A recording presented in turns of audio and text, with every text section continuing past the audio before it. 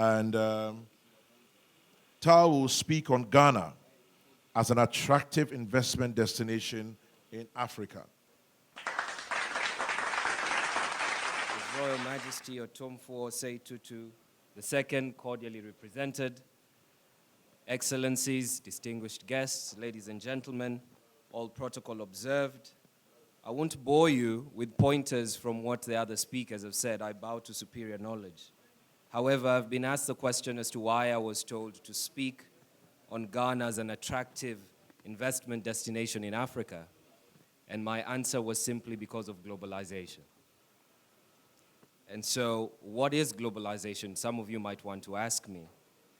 Allow me to demonstrate this. Our most commonplace headlines seem to reek of globalization. Just take it 2 decades ago, about the tragic death of Princess Diana, an English princess with a Welsh title, leaves a French hotel with an Egyptian companion who has supplanted a Pakistani. They get into a German car with a Dutch engine that is driven by a Belgian chauffeur full of Scottish whiskey. They are then chased by Italian paparazzi on Japanese-built scooters and motorbikes into a Swiss-built Chan tunnel where they crash. Their rescue is briefly attempted by an American doctor using Brazilian medicine, and the whole story is told to you in Ghana by myself from South Africa. That is globalization, ladies and gentlemen. Now, in the information age in which we live today, it is often the side which has the better story, not the side with a bigger army which wins. So for the purposes of this particular speech, I will turn and convert this particular seating into a boardroom. Since I'm speaking to busy people, some of whom, of course, are geopolitical analysts, I have been privileged to listen to, and your patience is naturally limited because of lunch. You would want to know exactly what you can take away from listening to me. I thought I would make it worthwhile by just pointing out a few areas of concern. I know that I will be accused of being the votary of some sort of Africa world domination, rather like Pax Romana or Pax Britannica. Perish the thought. All I mean is Ghana will be the epitome in many ways of the kind of approach that will privilege the development of cooperative relations among its countries in an increasingly networked and multipolar world. Ghana remains one of the top 10 attractive destinations in Africa, with strong growth rates focused around the oil and gas sector, while the non-oil sector growth is supported by pro-business reforms. Ghana's Ministry of Finance predicted an economic growth of 7.6% this year. In April 2018, the IMF, of course, reduced this from an 8.9% estimated to a 6.3%. According to World Bank, the lack of efficient infrastructure shaves up to 2.6% of African average per capita growth rate and places a significant strain on human development.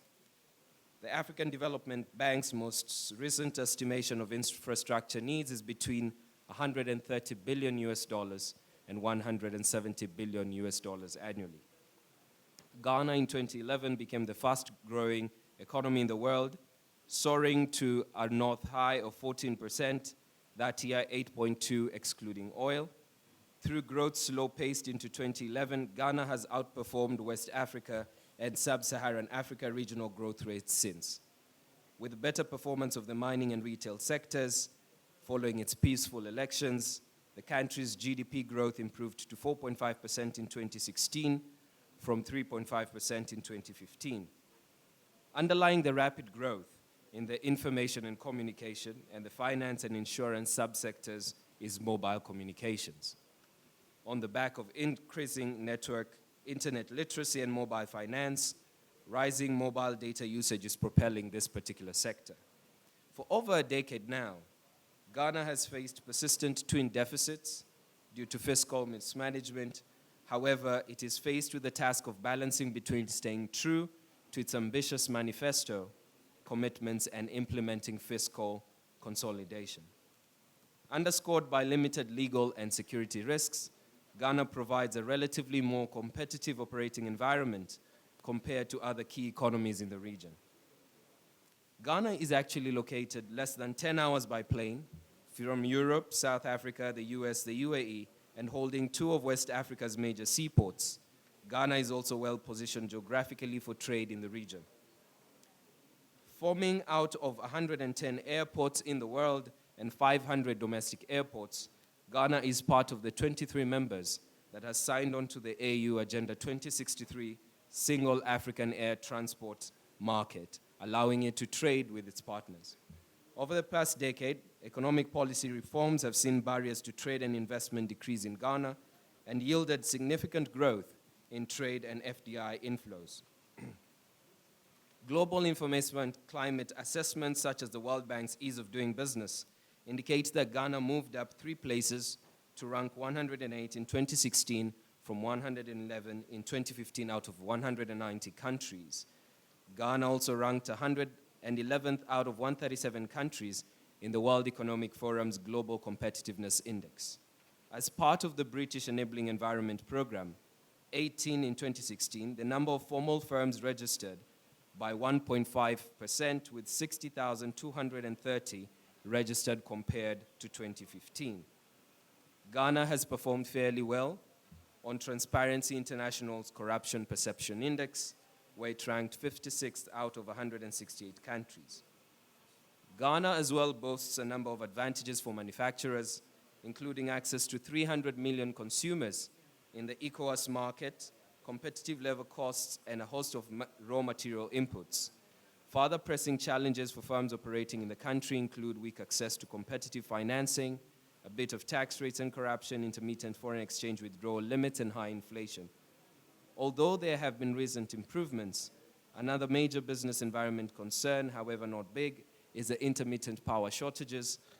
Ghana has improved over the last few years from 64% in 2012 and is much higher than the sub-Saharan Africa average of 35%, which according to a 2015 GSS report, power outages saw the country lose an average of $2.2 million in output per day. While the government is working to further streamline the sector and increase installed capacity to improve efficiency and ensure supply, it is also looking for private partners to assist with securing funding and reforming a number of its core power projects and institutions. Complementing its advantageous geographical location, Ghana has had a number of trade policy reforms that are focused on improving the competitiveness of exporting companies, helping them to diversify their exports and penetrate new markets.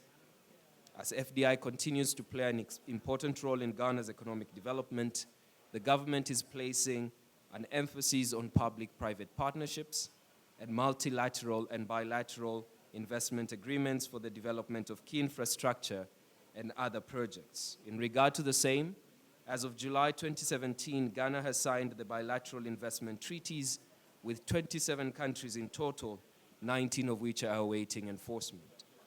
In the first quarter of 2017, policies and programs such as One District, One Factory, Planting for Food and Jobs, the Accra Marine Drive, and tax reforms in the 2017 budget statement have bolstered investor confidence. Beyond the 2017 budget provisions, a number of incentives are provided under the GIPC and the Free Zones Act, the constitutional guarantee investment laws, which guarantee 100% transfer of profits and dividends, multilateral investment guarantee agencies, the MIGA membership, the BITs, and the DTAs. Ghana's tax code is replete with tax concessions that considerably reduce the effective tax rate for both foreign and local firms. Now, what does this mean in practice? Just purely looking at the demographic trends and the recent policies would merit a certain allowance of belief that for the next 10 to 20 years, Ghana could be, and one could argue should be, a productive, sustainable investment return economy at a time when the rest of the world is regressing. So far from geographical location, Ghana needs to give a compelling narrative to the world.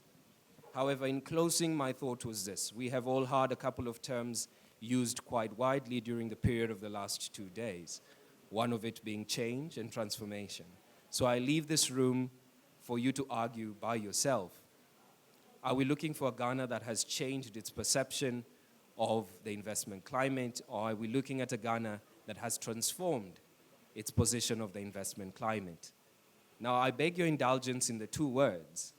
Change is what happens to a tadpole before it becomes a frog. It is still a frog. Transformation is what happens to a caterpillar when it turns into a butterfly. So are we a Ghana that is creating frog products for a butterfly market? Or are we a Ghana that has completely transformed the whole idea around the investment climate? So I will leave you while paraphrasing Victor Hugo, no power on earth can stop an idea whose time has come, and so has Ghana's.